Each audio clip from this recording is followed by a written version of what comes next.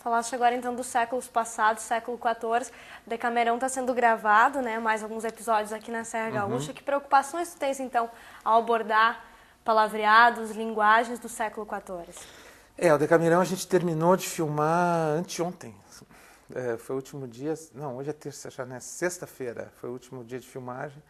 Passei um mês no meio do mato, lá na Serra, filmando essas 4 histórias, que são baseadas, inspiradas no Decamerão, do Boccaccio, que é uma coletânea de histórias. O Boccaccio, no seu livro, ele provavelmente não criou história alguma. São 100 contos reunidos em 10 jornadas, né? Que são histórias populares. Provavelmente ele coletou essas histórias, anedotas, fábulas, que ele coletou e juntou por temas. A história, originalmente, é isso. Um livro conta essa história de 10 jovens que, durante a peste em Florença, em 1338, saiu da cidade. A cidade estava sendo dizimada pela peste, 1/3 da população morreu. E eles foram para uma vila esperar a peste passar. E, para passar o tempo, 7 mulheres e 3 homens resolveram contar histórias, vamos inventar histórias para contar, né?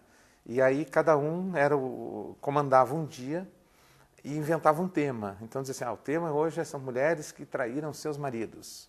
Então são 10 histórias de mulheres que traíram seus maridos. No dia seguinte homens que enganaram alguém, não sei o que. Então ele reuniu assim 100 histórias, né? E são histórias incríveis, assim, histórias muito engraçadas, a maioria de humor, muitas eróticas ou com uma carga sensual forte, assim. E o que eu fiz, né, eu, Guel, inicialmente, foi pegar essas histórias e juntá-las, né, criando pequenos roteiros de meia hora cada um, com 7 personagens. São os 7 personagens que são os mesmos 7 personagens da Comédia dell'arte que eu usei no saneamento básico, né? É um núcleo burguês, digamos assim, o marido traído, burguês, rico, né? Sua mulher, que o trai, um amante, né, que no nosso caso acumula a função de falso padre, porque é um falso padre que é o amante. Depois tem um casal de namorados, né, são o casal romântico, e depois tem um casal de criados, né. E com esses 7 personagens, basicamente dá para contar qualquer história, assim, né? E a Comédia dell'arte fazia isso, misturava os 7, botava em confronto a ama com o patrão com a esposa com o amante. Enfim, com esse jogo desses 7 personagens, a gente conta qualquer história, né? E a gente fez um primeiro programa, que foi ao ar dia 2 de janeiro, é uma produção da Casa de Cinema com a Globo, e meio como um teste, assim, para saber como é que a coisa ia funcionar, porque ele tinha uma coisa meio ousada, com proposta que ele todo fala em verso. O livro não é assim, mas era uma coisa que eu queria fazer há algum tempo já, de contar uma história em verso, né? E a gente não sabia bem como isso ia funcionar na TV, né? Porque todo rimado, tudo com verso, né? E foi muito bem, foi ótimo de Ibope, deu 29 de Ibope.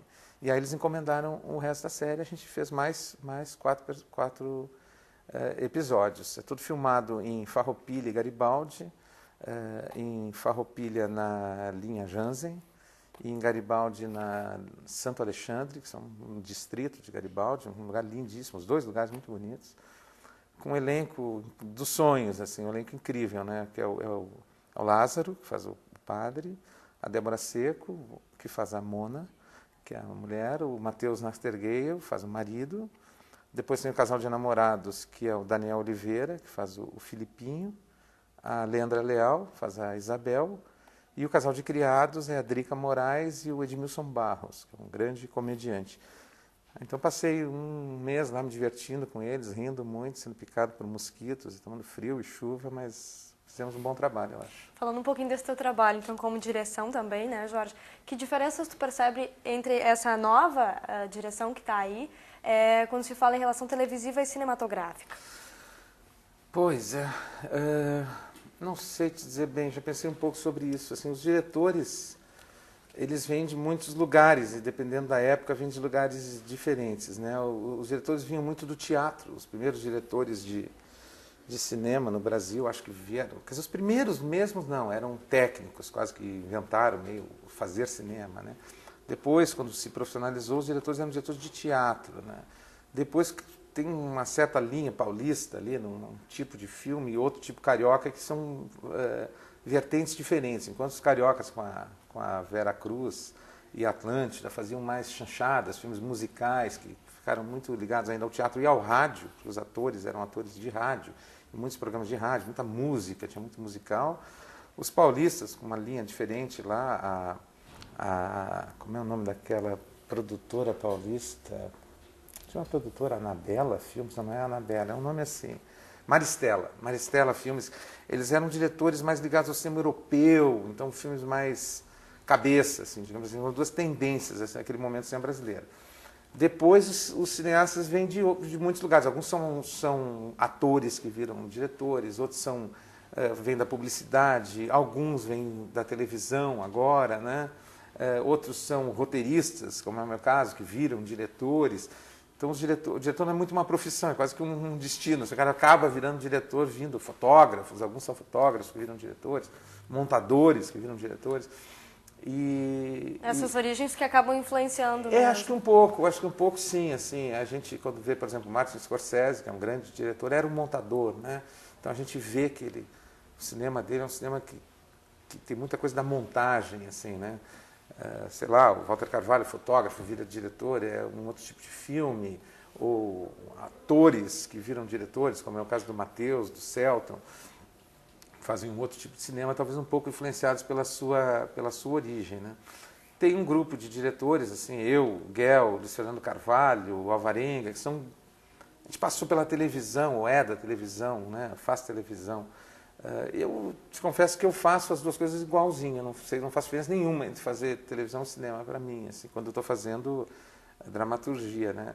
Eu filmo igual, do mesmo jeito, uso filme também, a mesma equipe, e acho que a diferença principal entre o cinema e a televisão não é a maneira como a gente faz, é a maneira como a gente assiste.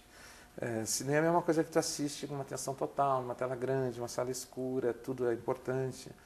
A televisão normalmente está ligada aqui nas tuas costas, por exemplo, tem uma passando alguma coisa que alguém ficou horas editando e tu não está nem olhando porque tu está de costas para ela. Então a televisão tem isso, né, de ser um público muito dispersivo, assim.